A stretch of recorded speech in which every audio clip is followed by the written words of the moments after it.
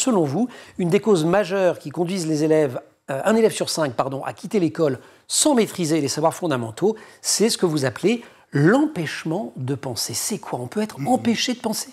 C'est-à-dire que l'empêchement de penser, pour moi, c'est un peu une défense que vont utiliser les enfants, mais très jeunes, au moment des premiers apprentissages de la lecture et de l'écriture, vont utiliser cette défense pour se protéger de la déstabilisation que provoquent en eux les contraintes de l'apprentissage.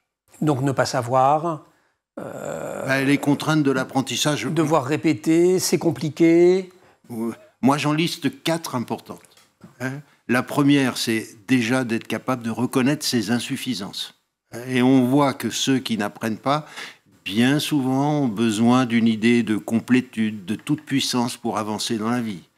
La deuxième contrainte importante, c'est d'être capable d'attendre. Et on voit bien que là, un peu les mêmes enfants arrivent à l'école avec un besoin d'immédiateté, de tout de suite. Et quand on leur fait comprendre que ça va être long, les premiers apprentissages, pour certains, c'est un peu compliqué.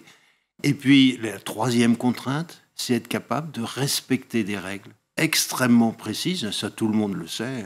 Apprendre à lire, apprendre à écrire, ça demande le respect impératif de règles extrêmement nombreuses. Ça, c'est pour moi la troisième contrainte.